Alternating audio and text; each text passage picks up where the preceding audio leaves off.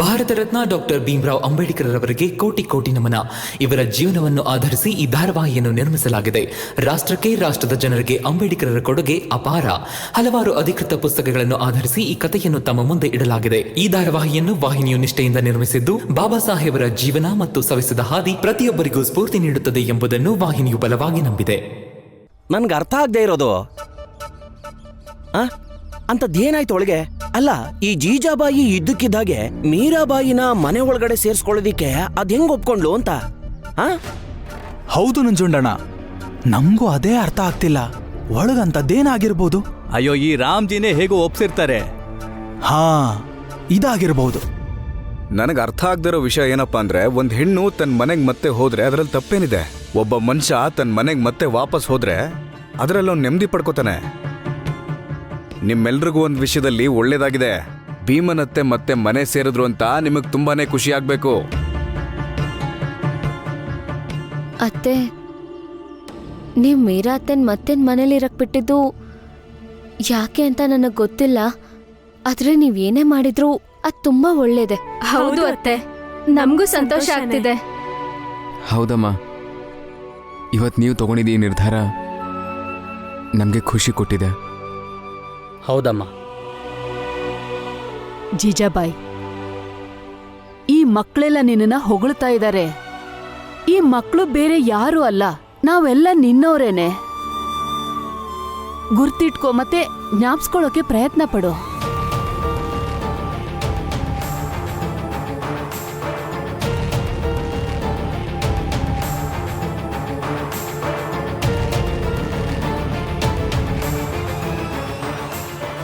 ಅತ್ತೆ, ನೀವು ಕೈಕಾಲು ಮುಖ ತೊಳ್ಕೊಳ್ಳಿ, ನಾನು ಚಹಾ ಮಾಡ್ಕೊಂಡು ಬರ್ತೀನಿ. ಆಮೇಲೆ ಒಟ್ಟಿಗೆ ಅಡುಗೆ ಮಾಡೋಣ. ಹಾ, ಆಮೇಲೆ ನಾವು ಕೆಲಸ ಹುಡ್ಕಕ್ಕೆ ಹೋಗ್ತೀವಿ. ನಾವು ಕೆಲಸ ಹುಡ್ಕಕ್ಕೆ ಹೋಗಬೇಕು. ನಾವು ಸಿದ್ಧ ಆಗ್ತೀವಿ. ಆದರೆ ನೀವಿಬ್ಬರು ಊಟ ಮುಗಿಸ್ಕೊಂಡು ಹೋಗಿ. ಬೇಡಪ್ಪ, ಹಸ್ವಿಲ್ಲ, ನೀವು ಊಟ ಮಾಡಿ. ಹಾಂ, ನನಗೂ ಯಾಕೋ ಹಸ್ವಿಲ್ಲ. ನಡಿ ಆನಂದ.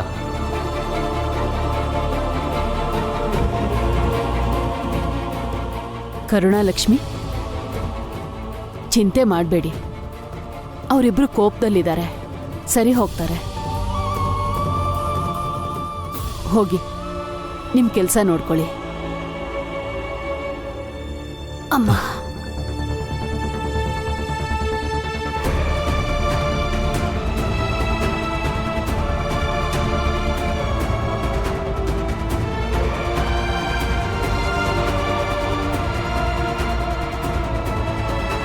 ಏಯ್, ನಿಮ್ಮಿಬ್ರದ್ದು ಕೆಲಸ ಆಯ್ತಲ್ವಾ? ಹೊಟ್ಟೆಗೇನಾದ್ರೂ ಹಾಕೋ ಹೋಗಿ, ಹೊರಡಿ. ಇಲ್ಲ ಸಾಹೇಬ್ರೆ, ಹೊಟ್ಟೆಗೆ ಹಾಕೊಳ್ಳೋದು ಇದ್ದಿದ್ದೆ. ಈ ಓದು ಬರಹ ಕಲ್ತಿರೋ ವ್ಯಕ್ತಿ ಅದೆಂಗ್ ಲೆಕ್ಕನೇ ನೋಡದೆ ರಿಜಿಸ್ಟ್ರಲ್ಲಿ ಸರಿಯಾದ ಲೆಕ್ಕ ಬರಿತಾನೆ ನೋಡೋಣ. ಹಾ ನೋಡೋಣ.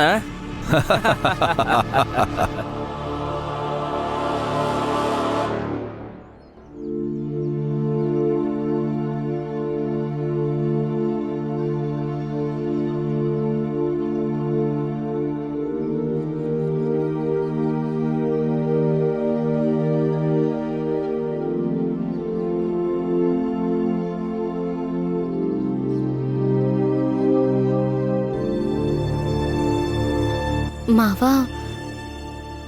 ಅದು ನನಗೆ ತುಂಬಾ ಬೇಜಾರಾಗ್ತಿದೆ. ಮನ್ಸ್ಯಾಕೋ ಚಡಪಡಿಸ್ತಿದೆ. ಅವರಲ್ಲಿ ಹೇಗಿದಾರೋ ಏನೋ, ನನಗೆ ತುಂಬಾ ಸರಿ ಯೋಚನೆ ಬರುತ್ತೆ. ನಾನು ಅವ್ರ ಜೊತೆ ಯಾವಾಗ್ಲೂ ಯಾಕಿರ್ಬಾರ್ದು ಅಂತ. ಅವ್ರ ಪ್ರತಿ ಕಷ್ಟನೂ ಮೊದಲು ನನಗೆ ಯಾಕೆ ಬರಬಾರ್ದು ಅಂತ, ಆಮೇಲೆ ಅವ್ರಿಗೆ ತಲುಪ್ಲಿ ಅಂತ.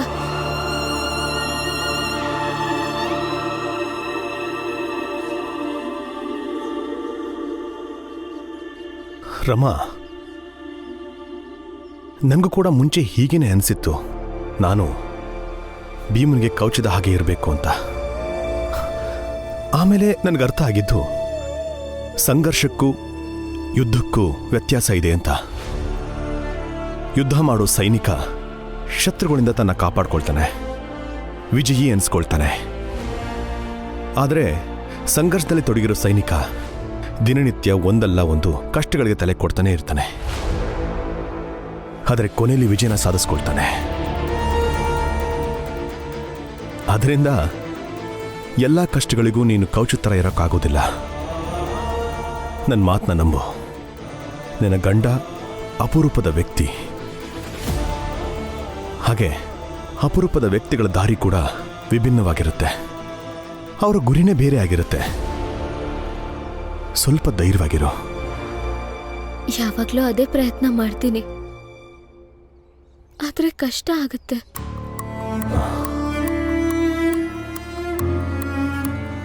ರಮಾ, ಒಂದು ಕೆಲಸ ಮಾಡು. ಭೀಮನಿಗೆ ಮಧ್ಯಾಹ್ನದ ಊಟ ತಗೊಂಡು ಹೋಗು. ಅವನನ್ನ ಕಣ್ಣಾರೆ ನೋಡ್ಕೊಂಡು ಬಾ. ನಿನ್ನ ಮನಸ್ಸಿಗೂ ನೆಮ್ಮದಿ ಸಿಗುತ್ತೆ. ಸರಿಯಾಗಿ ಹೇಳಿದ್ರಿ, ಈಗಲೇ ಹೋಗ್ತೀನಿ. ಒಂದ್ ನಿಮಿಷ ಮಾವ, ಇನ್ನೊಂದು ವಿಷಯ.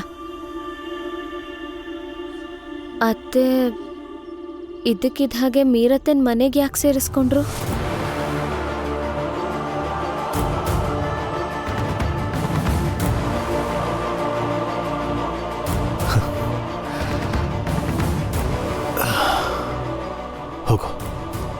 ಹೋಗಿ ಅಡುಗೆಗೆ ಸಿದ್ಧ ಮಾಡ್ಕೋ. ಸದ್ಯಕ್ಕೆ ಇದೇ ಮುಖ್ಯ ನಿನಗೆ. ನಿನ್ನ ಪ್ರಶ್ನೆಗಿಂತ ಇದೇ ಮುಖ್ಯ ನಿನಗೀಗ. ಹೋಗೋಗು, ಹೋಗಿ ಮಗಳ ಅಡುಗೆ ಮಾಡ್ಕೋಗು.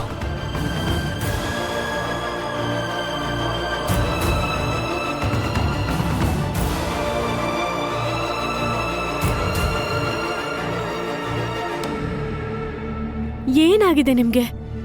ಮೊದ್ಲಿನ ಥರ ಯಾಕಿಲ್ಲ? ನಮ್ಮೇಲ್ ಕೋಪ ಇದೆ, ಆದ್ರೆ ಊಟ ಬಿಡೋ ಅಂತ ಕೋಪ ಯಾಕೆ? ನಮಗಿದೇ ಸರಿ ಅನ್ನಿಸ್ತಿದೆ, ಅದಕ್ಕೆ ಹೀಗೆ ನಡ್ಕೋತಾ ಇದ್ದೀವಿ. ಮಿಗ್ಲಾಗಿ ನಾವು ಊಟ ಮಾಡಲಿ ಬಿಡ್ಲಿ ನಿಮ್ಗೇನಾಗಬೇಕು? ಹಬ್ಬಬ್ಬ ಅಂದರೆ ಏನಾಗ್ಬೋದು? ನಮ್ಮಿಬ್ರಿಗೂ ಸುಸ್ತಾಗ್ಬೋದು, ಅಷ್ಟೇ ತಾನೇ. ನಾವಿಬ್ರು ಕುಗ್ಗಿದ್ರೆ ನೀವಿಬ್ರು ಗೆದ್ರಿ ಅಂತ ತಾನೇ ಅರ್ಥ. ಸದ್ಯಕ್ಕೆ ನಿಮ್ಮಿಬ್ಬರಿಗೆ ಅದೇ ತಾನೇ ಬೇಕಾಗಿರೋದು. ಹಾಗೆ ಆಗುತ್ತೆ ಬಿಡಿ. ಮತ್ತೆ ನೀವು ಅಂದ್ಕೊಂಡಂಗೆ ನಡೀತಾ ಇದೆ ಅಲ್ವಾ? ನಾವಿಬ್ರು ನಿಮ್ಗಿಂತ ಚಿಕ್ಕವರಾಗೇ ಇರ್ತೀವಿ ಬಿಡಿ. ಯಾವಾಗಾದರೂ ತಪ್ಪಾಗಿ ಎಲ್ಲರ ಮುಂದೆನೂ ನಿಮ್ಮ ಕೈ ಹಿಡಿದು ಎಳ್ದಿಲ್ಲ, ನಿಮ್ಮ ಮೇಲೆ ಕಿರ್ಚಾಡಿಲ್ಲ. ಅಷ್ಟೇ ಅಲ್ಲ, ನಮ್ಮ ಜೊತೆ ನೀವು ಯಾವಾಗ ಕೆಲಸ ಹುಡ್ಕಕ್ಕೆ ಬರಲ್ಲ ಅಂತ ಅಂದ್ರೋ ನಾವಿಬ್ರು ಸುಮ್ಮನೆ ಆಗ್ತಾಯಿದ್ವಿ, ಏನೂ ಮಾತಾಡದೆ ಅಲ್ಲಿಂದ ಹೊರಟೋಗ್ತಾ ಇದ್ವಿ. ಸರಿ ಅಲ್ವಾ? ಆಮೇಲೆ ನಿಮಗೇನು ಸರಿ ಅಂತ ಅನಿಸುತ್ತೋ ಅದನ್ನು ನೀವು ಮಾಡಿ, ನಮಗೇನು ಸರಿ ಅಂತ ಅನಿಸುತ್ತೋ ನಾವು ಮಾಡ್ತೀವಿ. ಅಲ್ಲಿಗೆ ಮಾತು ಮುಗೀತು. ನಮ್ಮಿಬ್ರ ಮಧ್ಯೆ ಮಾತಾಗಿತ್ತಲ್ವ ಲಕ್ಷ್ಮಿ? ಮಾತಾಡೋದು ಬೇಡ ಅಂತ ಮತ್ತೆ ಯಾಕೆ ಮಾತಾಡ್ತಾ ಇದೆಯಾ? ನಿನ್ನ ಹತ್ರ ಮಾತಾಡೋದು ನಂಗೆ ಇಷ್ಟ ಇಲ್ಲ ಲಕ್ಷ್ಮಿ. ಬಾಲಣ್ಣ ನಡಿ. ನಿಂತ್ಕೊಳ್ಳಿ. ನಾವಿಬ್ರು ಸಾಕಷ್ಟು ಹೋರಾಡಿದ್ದೀವಿ. ಆಗ ನಾನು ಭೀಮ್ ಭಾವ ಮತ್ತು ರಮನ್ ವಿರುದ್ಧ ಇದ್ದಾಗ ನಾವಿಬ್ರು ತುಂಬಾ ಸಲ ಜಗಳ ಆಡಿದ್ದೀವಿ. ಆದ್ರೆ ಸಮಯ ಕಳೆದಂಗೂ ನಾವಿಬ್ರು ಭೀಮ್ ಭಾವ ಮತ್ತೆ ರಮನ್ ಪರ ಇರ್ಬೇಕನ್ಕೊಂಡ್ವಿ. ಆಮೇಲೆ ನನಗರ್ಥ ಆಗಿದ್ದು, ಬಡತನ, ಕೂಲಿ ಕೆಲಸಕ್ಕಿಂತ ಸಂಬಂಧಗಳು ಸರಿ ಇಲ್ಲ ಅಂದ್ರೆ ಜೀವನ ತುಂಬಾನೇ ಕಷ್ಟ ಆಗುತ್ತೆ. ನಾವಿಲ್ಲೇ ಎಲ್ಲ ಸರಿ ಮಾಡ್ಕೊಳ್ಳೋಣ. ಆನಂದ, ನಡಿ ಹೋಗೋಣ.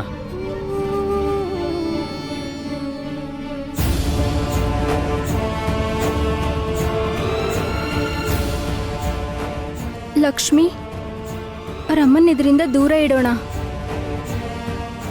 ಇಲ್ಲ ಅಂದ್ರೆ ಅವಳು ಸುಮ್ಮನೆ ಒದ್ದಾಡ್ತಾಳೆ. ನಮ್ಮನೆಯವರು, ನಾವೇ ಸರಿ ಮಾಡೋಣ. ಏನೇ ಬಂದರೂ ನಾವೇ ಸಂಭಾಳಿಸೋಣ. ಆದರೆ ರಮನ್ ಹತ್ರ, ಭೀಮ್ ಬಾವನ್ ಹತ್ರ ಏನೂ ಹೇಳೋದು ಬೇಡ. ಅಕ್ಕ, ನೀವಿಬ್ರು ಯೋಚನೆ ಮಾಡಬೇಡಿ.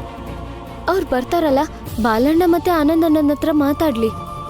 ಖಾಲಿ ಹೋಟೆಲ್ ಹೋಗೋದು ಸರಿಯಲ್ಲ ಅಂತ.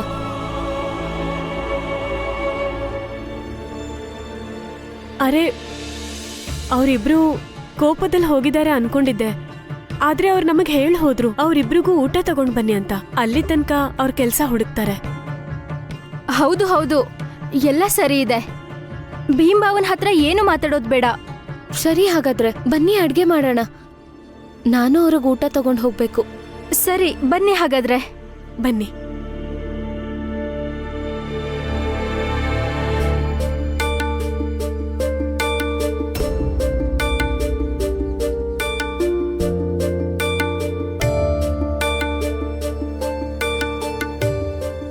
ಮೂರ್ತಿ, ಈ ಓದು ಬರಹ ಅಷ್ಟೊಂದು ಮುಖ್ಯ ಅನ್ಸುತ್ತಾ ನಿಂಗೆ? ಖಂಡಿತ ಅಪ್ಪ. ಓದು ಬರಹ ಕಲ್ತಿರೋ ವ್ಯಕ್ತಿ ಅರ್ಹತೆ ಪಡ್ಕೋತಾನೆ, ಸೂಕ್ಷ್ಮತೆ ಬೆಳೆಸ್ಕೊಂಡು ಪರಿಕೋತೆ ಹೊಂದಿರ್ತಾನೆ, ಮತ್ತೆ ವಿದ್ಯೆ ಗೌರವಯುತ ಜೀವನ ಕೊಡುತ್ತೆ. ಮತ್ತೆ ನಾನು ಓದು ಬರಹ ಕಲ್ತು ಭೀಮಣ್ಣನ ತರ ನಮ್ ಜಾತಿಗೋಸ್ಕರ ಹೋರಾಡ್ತೀನಿ. ಆಯ್ತಪ್ಪ, ಆಯ್ತು. ಸೈನಿಕ ಆಗ್ತೀಯಂತೆ. ಮೊದ್ಲು ತಿಂಡಿ ತಿಂದು ಶಾಲೆಗೆ ಹೊರಡು.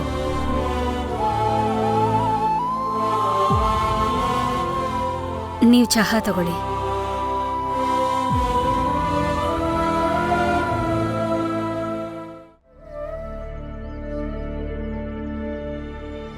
ಈ ವಯಸ್ಸಲ್ಲಿ ಮದುವೆ ಮಾಡಿ ಮನೆ ಜವಾಬ್ದಾರಿ ತಗೋಬೇಕಿತ್ತು.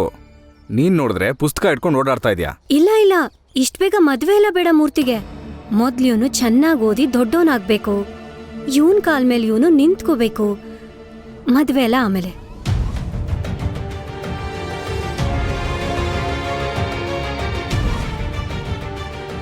ಅಮ್ಮ, ಸಾಕಾಯ್ತು. ಅಮ್ಮ, ಅಪ್ಪ, ನಾನು ಸ್ಕೂಲಿಗೆ ಹೋಗಿ ಬರ್ತೀನಿ.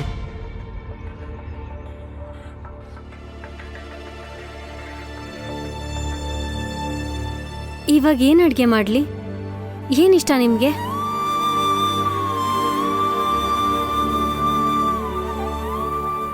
ಕಮಲಾ, ಇವತ್ತಿಬ್ರು ಹೊರಗಡೆ ಹೋಗೋಣ. ನಾನು ನೀನು ಇಬ್ರೆ. ಸ್ವಲ್ಪ ಹಣ ಉಳಿಸಿದ್ದೀನಿ, ಬಾ. ಸರಿ. ಜೀಜಾಬಾಯಿ, ನಿನ್ಗೇನು ಅನಿಸ್ತಿಲ್ವಾ? ಮನೇನ ಒಡಿಬೇಕು ಅಂತ, ಏನಾದ್ರೂ ಮಾಡ್ಬೇಕು ಅಂತ ಶ್ರಮ ಪಡ್ತಾ ಇದೆಯೋ, ಆ ಶ್ರಮನ ನೀನು ಮನೆಯವ್ರನ್ನೆಲ್ಲ ಪ್ರೀತಿಯಿಂದ ಅವ್ರನ್ನ ಪ್ರೀತಿಸೋದಕ್ಕೆ ಶ್ರಮ ಪಟ್ಟಿದ್ರೆ ಇವತ್ ನೀನ್ ಹೀಗೆ ಹುಚ್ಚಿ ತರ ನಾಟಕ ಮಾಡ್ಬೇಕಾಗಿರ್ಲಿಲ್ಲ. ಬದಲಾಗಿ ಸಂತೋಷಕ್ಕೆ ನಿನ್ಗೆ ಹುಚ್ಚಿಡಿತಿತ್ತು. ಮನೆಗೆ ಬಂದಾಯ್ತು ತಾನೆ? ಆರಾಮಾಗಿರಿ. ಸೊಸೆಯರು ಅಡುಗೆ ಮಾಡ್ತಿದ್ದಾರೆ, ಸುಮ್ಮನೆ ತಿನ್ಕೊಂಡು ಬಿದ್ದಿರಿ. ನೀವು ನನಗೇನು ಬುದ್ಧಿ ಹೇಳಕ್ ಬರಬೇಡಿ. ಗೊತ್ತು ನನಗೆ. ಮತ್ತೆ ಇದ್ರ ಬಗ್ಗೆ ನನಗೆ ಚಿಂತೆನೂ ಇಲ್ಲ. ನನ್ನ ಪ್ರಶ್ನೆಗೆ ಉತ್ತರ ಕೊಡು. ಏನ್ ಸಾಧಿಸ್ದೆ ನೀನು? ಇಷ್ಟೆಲ್ಲ ನಾಟ್ಕಾಡಿ ಏನ್ ಪಡ್ಕೊಂಡೆ ನೀನು? ನನ್ನನ್ನ ಮನೆ ಬಿಟ್ಟು ಓಡ್ಸೋಕ್ಕೂ ಆಗ್ಲಿಲ್ಲ. ಭೀಮನ ವಿದ್ಯೆಯಿಂದ ನಿನ್ನಿಂದ ದೂರ ಮಾಡೋಕ್ಕೂ ಆಗ್ಲಿಲ್ಲ. ಆದ್ರೆ ಎಲ್ರೂ ಸಂತೋಷವಾಗಿದ್ದಾರೆ, ನೀನೊಬ್ಬಳನ್ನ ಬಿಟ್ಟು. ನೀನೊಬ್ಳೇ ದುಃಖದಲ್ಲಿರೋದು. ಇನ್ನೂ ಕಾಲ ಮಿಂಚಿಲ್ಲ, ಯೋಚನೆ ಮಾಡು. ನಾವೆಲ್ಲರೂ ಇಲ್ಲಿ ಒಟ್ಟಿಗೆ ಇರೋಣ. ಅಕ್ಕ, ನಾನೀಗ ಸತ್ರು, ಒಂದು ವೇಳೆ ಬದುಕಿದ್ರು ನಾನು ಹೆಣ ನೋಡಿ ನೀವು ನೆನೆಸ್ಕೋಬೇಕು. ಜೀಜಾಬಾಯಿ ಅಂತ ಒಂದು ಹಠಮಾರಿ ಹೆಣ್ಣನ್ನ ನಾನು ಯಾವತ್ತೂ ನೋಡೇ ಇಲ್ಲ ಅಂತ. ಭೀಮನ್ನ ನಾನು ವಿರೋಧಿಸ್ತೀನಿ. ನಾನು ಸಾಯೋ ತನಕ ಅದನ್ನೇ ಸಾಧಿಸ್ತೀನಿ ಕೂಡ.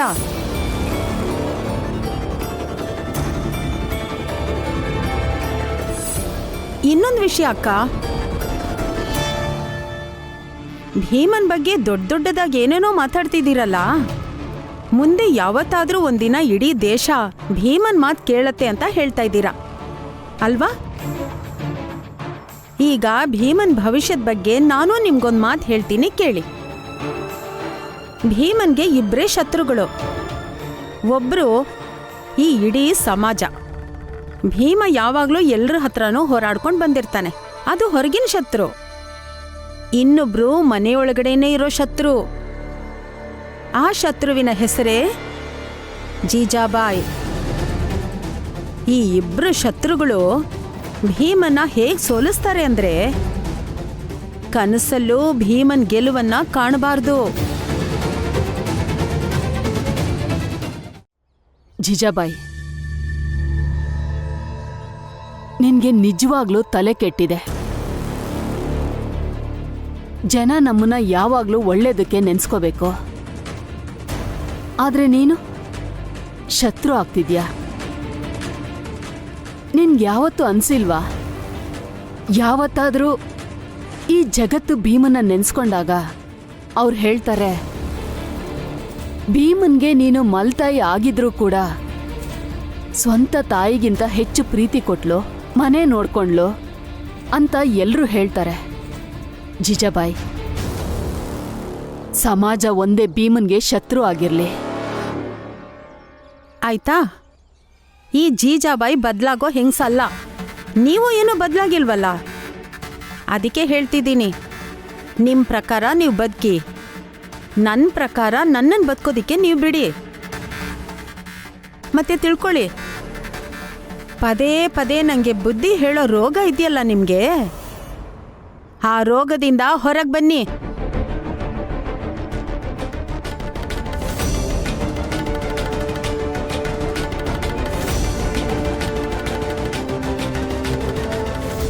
ಅರೆ ಸಾಹೇಬ್ರೆ, ಭೀಮ್ರಾವ್ ಗ್ರಾಜ್ಯುಯೇಷನ್ ಓದ್ ಏನು ಪ್ರಯೋಜನ ಇವನು?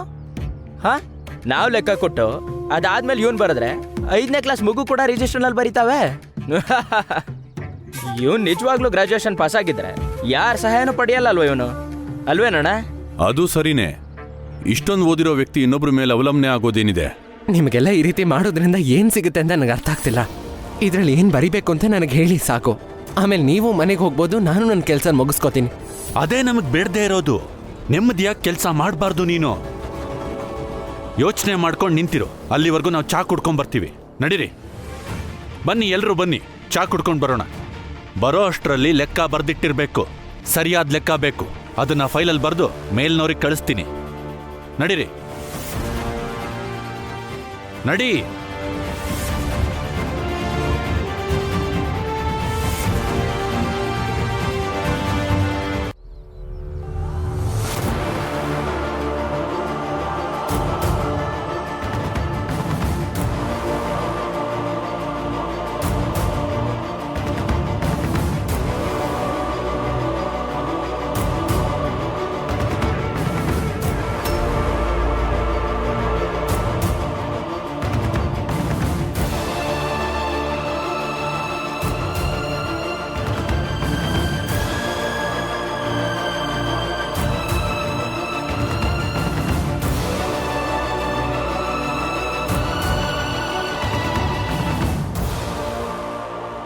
ಹಾಂ ಸರ್, ಸರಿಯಾಗಿ ಆಟ ಆಡಿಸ್ತಿದೀವಿ ನಾವು. ಬರ್ದಿಟ್ಕೊ ನೀನು. ಈ ಭೀಮ್ರಾವ್ನ ಆಫೀಸಿಂದ ನಾನು ಓಡಿಸ್ತೀನಿ. ಕೆಲಸ ಮಾಡೋಕ್ ಬಿಡಲ್ಲ. ಸರಿಯಾಗಿ ಮಾಡ್ತಿದ್ದೀರಾ ಸಾಹೇಬ್ರೆ ನೀವು. ಇವತ್ತಿನ ಚಹಾ ನನ್ನ ಕಡೆಯಿಂದ. ಓಹೋ, ಹಾ, ದುಡ್ಡಿದೆ ನನ್ನ ಹತ್ರ. ಅರೆ, ಜೇಬಲ್ಲಿ ಒಂದು ಪೈಸೆ ಇತ್ತು, ಎಲ್ಲೋಯ್ತು? ಅರೆ, ಎಲ್ಲಾದ್ರೂ ಬೀಳಿಸ್ಕೊಂಡ್ಯಾ? ಏನ್ ಕತೆ? ಆಫೀಸಲ್ಲಿ ಒಂದ್ಸಲ ಹೋಗಿ ನೋಡು, ಅಲ್ಲೇ ಬಿದ್ದಿರ್ಬೇಕು. ನಡಿ, ನಾವು ಚಾ ಅಂಗಡಿ ಹತ್ರ ಹೋಗೋಣ.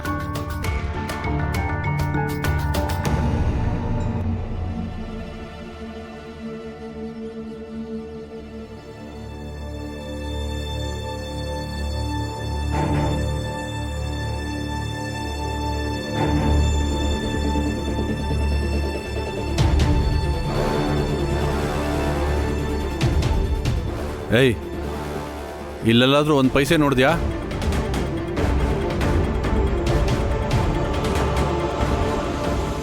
ಇಲ್ವಲ್ಲ.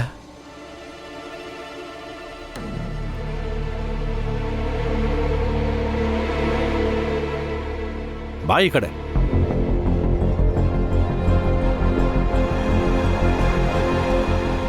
ಎಲ್ಲಪ್ಪ ಬೀಳ್ಸ್ಕೊಂಡೆ ದುಡ್ಡನ್ನ? ಮನೆಗೆ ಸಾಮಾನು ಬೇರೆ ತಗೊಂಡು ಹೋಗ್ಬೇಕಿತ್ತು. ಇವತ್ತಿನ ದಿನಾನೇ ಸರಿ ಇಲ್ಲ ನಂದು. ಬೆಳಗ್ಗೆ ನಿನ್ನ ಮುಖ ನೋಡಿದ್ದು ಇಡೀ ದಿನ ಹಾಳಾಯ್ತು. ಹೊರಗೆ ನೋಡ್ತೀನಿ. ನಿಂತ್ಕೊಳ್ಳಿ. ಈ ದುಡ್ಡು ನಿಮ್ದೇನಾ ನೋಡಿ.